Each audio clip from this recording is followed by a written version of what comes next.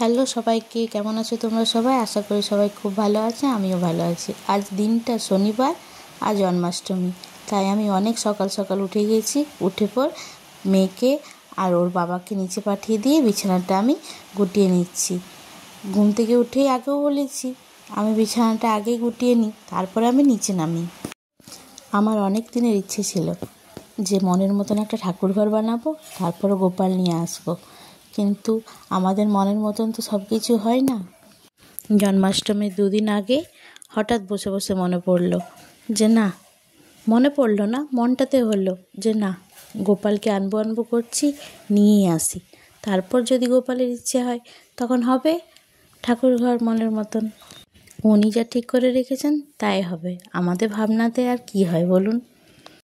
আসলে কি হয়েছে, ঠাকুরঘর তো আমার আছে, 3 তলার উপরে ঠাকুরঘর আছে, কিন্তু ঠাকুরঘরটাকে মনের মতন বানাতে পারিনি এই জন্য যে একদিন তো বয়স হবে, যদি বেঁচে থাকি। বয়স হলে তো ব্যথা বেদনা বাড়ে, এই যেমন হাঁটু ব্যথা, কোমর ব্যথা, অত সিঁড়ি বয়ে যেয়ে যদি না পুজো করতে পারি, তাই এখনও তক্ক ঠাকুরঘরটা সেভাবে করে উঠতে পারিনি। তবে ইচ্ছে আছে, কোনো দিন না কোনো দিন পূর্ণ হবেই। আর ওই যে গোপাল এসেছে, এবার তো পূর্ণ হবেই। নিচে একটা ভালো করে সুন্দর করে মনের মতন ঠাকুরঘর বানাবো। আর বিশেষ কিছু ভিডিও করতে পারলাম না। তারপর আমার পুজোর কাজ শুরু হয়ে গেছে। এখানে যত রকমের পুজোর বাসন, ভোগ রান্নার বাসন সব কিছু ধুয়ে নিয়ে ভালো করে জল ঝরতে দিয়েছি, নিয়ে মুছে দিচ্ছি।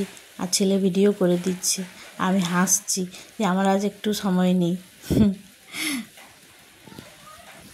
প্রথমবার করবো তো পুজোটা, সেই জন্য বুঝতে পারছি না কত বাসন লাগবে, কি লাগবে। যত পুজোর জিনিস ছিল সব কিছু বার করে ভালো করে সব ধুয়ে দিয়েছি। এখানে আমার ভোগ রান্নার বাসনও আছে, আর গোপালকে পুজো করব, যেটাতে ভোগ দেব, থালা তালা সবই কিছু আছে। আর হ্যাঁ, এই চাকাটা আর বেলনাটা দেখাচ্ছি, এটা মেয়ের জন্য মেলাতে কিনেছিলাম খেলার, কিন্তু মেয়ের আমার ছোট জিনিস পছন্দ না। সে আবার বড় চাকি, বড় বেলনা, ওসব যেগুলোতে আমরা রুটি করি সেইগুলো তো খেলবে। তো এটা আমার রাখাই ছিল, ভালোই হলো, গোপালের কাজে লেগে গেল। ওটাকেও ভালো করে ধুয়ে পরিষ্কার করে নিয়েছি। এরপর এগুলো সব আমি ভিতরে রেখে দেবো। আর এদিকে দাদাকে তাল আনা করেছি। গোপালের পুজোতে তো তালের বড়া, তালের লুচি, তালের ক্ষীর এসব বানাতে হয়। আর এই যে ছোট্ট করে এখানে একটা জানলা ছিল, এই জানলাটাতে ছোট্ট করে একটা ছেলে আর দাদা মিলে আয়োজন করে দিয়েছি। আর আমি বাসনপত্র সব কিছু এখানে রেখে দিয়েছি। আমার ঘর টর মোছা পরিষ্কার সব কিছু হয়ে গেছে। এরপর গোপালকে চান করাবো, তাই সব কিছু এখানে গুছিয়ে রেখেছি। কিন্তু আমার গোপাল কোথায়? এখানে তো সব কিছু রেডি করে রেখেছি। এরপর গোপালকে এনে এখানে রাখবো। এখানে চন্দন নিয়েছি, দই নিয়েছি, মধু নিয়েছি, এখানে গঙ্গা জল, কাঁচা দুধ, আর ওটা দোকান থেকে গোলাপ জল দিয়েছি, আর একটা অগারু বলে কিছু দিল। এই যে গোপালকে এনে রেখেছি। এরপর গোপালকে চান করাবার পালা। বললাম না, সব কিছুই প্রথমবার, একটু ভয়ে ভয়ে আছি। আর গোপালকেই বলেছি, গোপাল আমি কিন্তু বেশি পুজোর নিয়ম টিয়ম জানি না, তুমি কিন্তু যদি কিছু ভুল ত্রুটি হয় ক্ষমা করে দিও।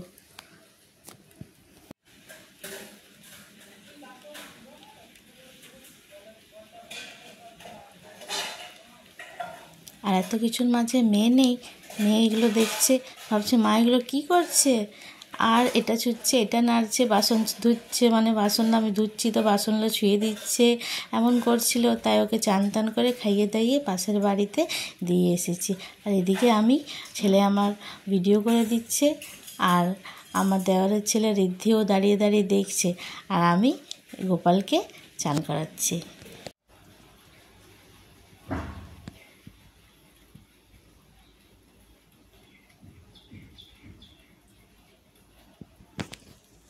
গোপালের স্নান টান হয়ে গেছে, গাটা মুছিয়ে দিয়েছি। এরপর গোপালকে রেডি করার পালা। বললাম না, প্রথমবার একটা কেমন যেমন লাগছে, মনটা শান্তি শান্তি বলে বোঝাতে পারবো না আমার কী যে লাগছিল না। এখন প্রায় 11টার মতন বাজে, আর পুরোহিত মশাই পুজো করতে আসবে 3টের সময়। তার মাঝে আমার সব কিছু ভোগ রান্না করে নিতে হবে। এখন রান্না বান্না বাড়ির হয়ে গেছে প্রায়। তারপর কাপড় ছেড়ে, হাত পা ধুয়ে কাপড় ছেড়ে আমি পুজোর জন্য এই যে নারকেল কোড়া নারকেল নাড়ু বানাবো, তালের ফুলুরি বানাবো, তালের লুচি বানাবো, পায়েস বানাবো, এদিকে সুজির হালুয়া যেটা মোহনভোগ বলে সেটা বানাবো, ওইগুলো সব কিছু বানাবো। আর ওইগুলো বানিয়েছি কিন্তু আমার ভিডিও করা হয়নি, মানে এত মাথার মধ্যে চাপ ছিল, বললাম না প্রথমবার হবে কি না, টাইমলি সব কিছু হবে কি না, কিন্তু শেষে সব কিছু ভালো করে হয়েছিল। আর এই যে গোপালকে রেডি করে রেখেছি, কি সুন্দর লাগছে না আমাদের ছোট্ট গোপালকে। তারপর সব কিছু রেডি করে বললাম না, আর আমার ভিডিও করা হয়নি। এদিকে সব কিছু পুজোর আয়োজন করেছি, পুরোহিত মশাও চলে এসেছে, পুজো হয়েছে, খুব ভালোভাবে পুজো হয়েছে। গোপালের কাছে প্রার্থনা করি গোপাল যেন সবাইকে ভালোই তুলে রাখে, বছর বছর যেন এভাবে আমরা গোপালের পুজো করতে পারি। তোমরা সবাই ভালো থাকবে, সুস্থ থাকবে, পরে আবার কথা হবে। জয় গোপাল।